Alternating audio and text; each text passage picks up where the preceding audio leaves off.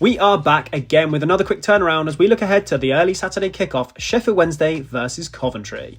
Coventry are still unbeaten after a fantastic result midweek, 4-0 away from home versus Millwall. Not many teams will visit the Den and produce a result like that. Plenty of positives, including a whopping 22 goals already this season. On the flip side, injury concerns continue, with Torp limping off after 15 minutes, adding to the list of our already stretched squad. Sheffield Wednesday, well, where do you start? You have to feel sorry for the fans who are really going through it at the moment, with their club being run horrendously. With players not being paid again, the club is in poor shape and they'll likely face a points deduction. That said, on the field, players have been giving it their all with some really dogged performances. And whilst they sit second from bottom, 5 points in the last 3 matches, well, that's the same form as the top of the table Middlesbrough. And whilst their early performances were somewhat in disarray, they started to put some structure together and performances are coming along. Certainly a game that needs to be taken seriously.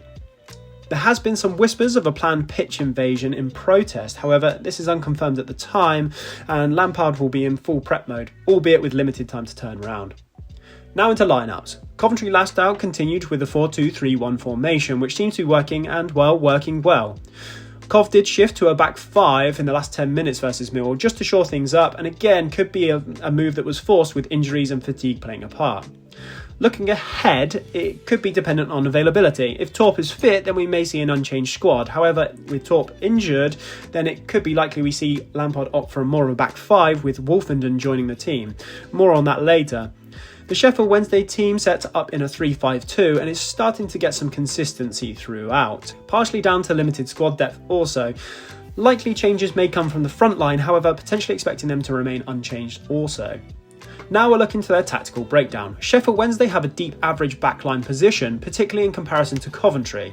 This comes from frequent time under pressure and needing to drop deep to help stay compact defensively. Offensively, they're deep too. Again, an indication for their need for a more defensive shape. When we look at their average positions, you'll see a deep back 5 here, a compact and narrow midfield and width coming from the right wing. The left wing stays narrow with a more attacking left back to offer that width.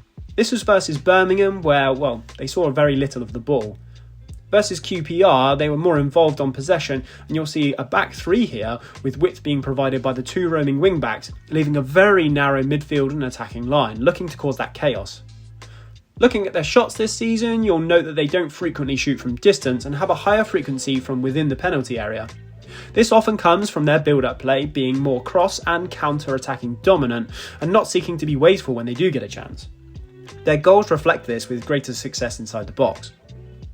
Pass map wise, well, we can see their passes versus Birmingham and they only managed 50% pass accuracy. They really struggled to get onto the ball and often resorted to going long to relieve that pressure.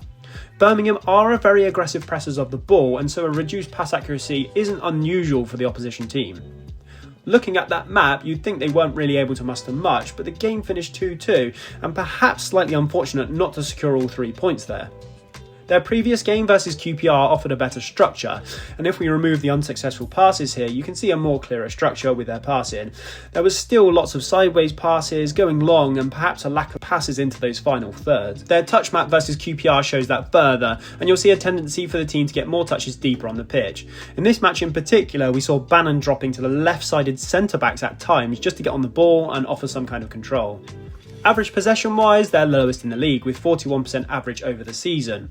They have matched some teams up 50-50, such as QPR, however other games they've been totally dominated, such as the Birmingham game, only having 29% possession.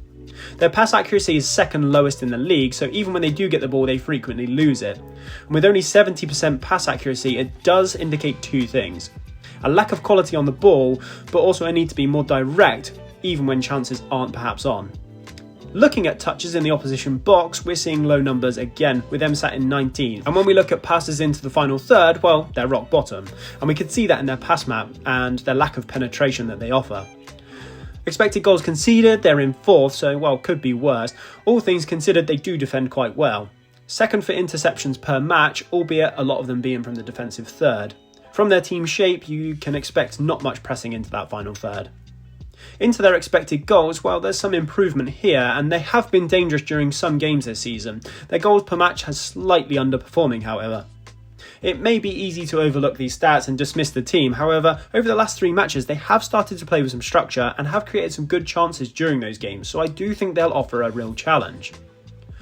As mentioned, they sit in a 3-5-2 formation, however it's heavily dependent on how the game plays out, with their wing-backs dropping into a back five when required, or shooting forward as wingers when the chances come. Bannon, a key player for them, he can really stitch things together for them. He's found himself in deeper roles this season trying to get hold of the ball and influence. He's likely to get the most touches of the ball for the Wednesday team and offers a lot in all areas of the pitch. So whilst the team set up in a 3-5-2, it's an easy transition into a more defensive and compact 5-4-1 if they need to dig in. Without the ball, you'll see a fairly keen press from the attacking line, looking to cut off passing lanes so lines can't be broken. They'll manage this carefully and won't typically go too high into the final third just to ensure they don't get caught on quick breaks or lose their defensive shape. This allows them to quickly dig back into that 5-4-1 formation, offering that compact defence and makes them difficult to break down. With the ball, they often look to be direct and quick in attack, taking advantage of the opposition defence being caught out in weaker positions. Their two-striker system often looks to isolate defenders on one-on-one scenarios and will take advantage of any mistakes. We saw that versus Birmingham. Beware of that quick transition. They've not created loads of chances so far this season, but they have found the net when it counts, particularly in the last 3 games. Moving forward, you'll see Harry Amos stand out, being one of Wednesday's better players so far this season, some really solid attacking threat, looking to get forward at every opportunity. As to be expected, they make the most out of set pieces and will remain a threat from free kicks, corners, long throws. I mean, in the last 3 games they scored 3 set piece goals, so again, that's another huge watch out. Now into Coventry. Well, I think it all comes down to who's fit, as it could dictate how we set up. If Torp is fit, it's likely we'll go the same lineup. Potentially we could swap out a few individual players. I wouldn't be against seeing King Kessler-Hayden at right wing. I enjoyed his performance in the latter stages versus the Millwall game.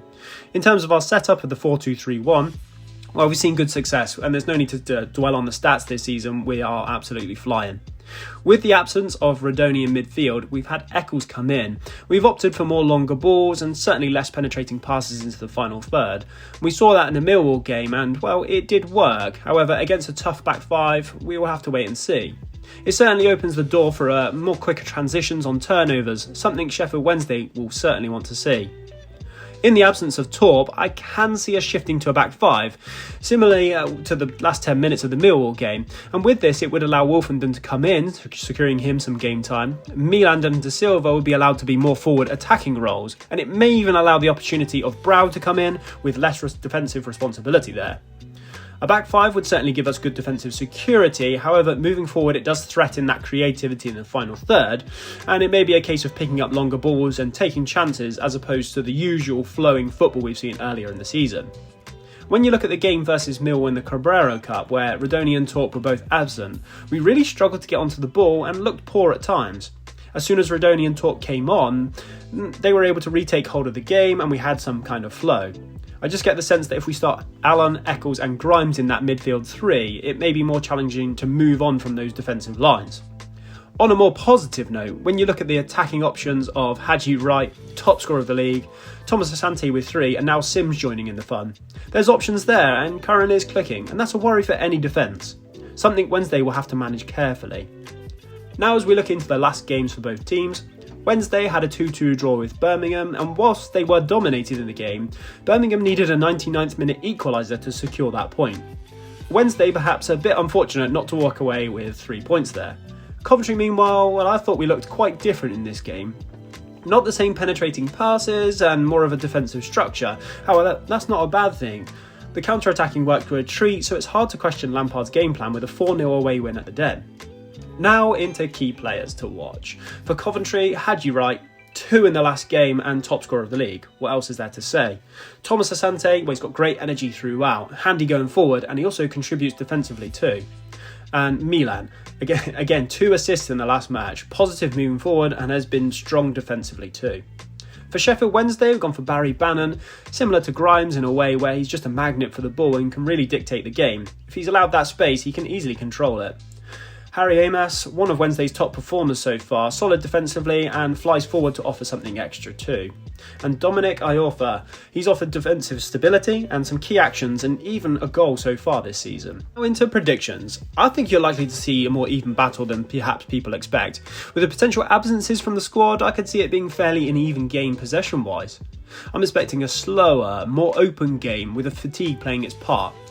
I'd expect Wednesday to have more possession deeper and looking for quicker, more direct approaches, seeking to take their chance at every opportunity, particularly from set pieces. Coventry I'd expect to offer a more direct approach also in comparison to the previous games this season. With some key players missing mixed with that 3-game week fatigue, the fluidity could turn to a more direct approach. I'm expecting plenty of action down the wing, particularly on the right hand side with Milan being a real threat. Overall I think it could be quite an even game. Running it through the match plot model, it's coming out as a 2-0 away win. From a personal point of view, this game has so many factors in it. The fatigue from an already stretched squad could heavily impact our game style and it could turn into a messy affair. Wednesday could feel deflated after news they'll likely face a points deduction, albeit the players have done well to perform so far this season, so we shall see. As always, thanks for watching guys. If you like what you see, hit the like button and subscribe as well, and I'll see you next time.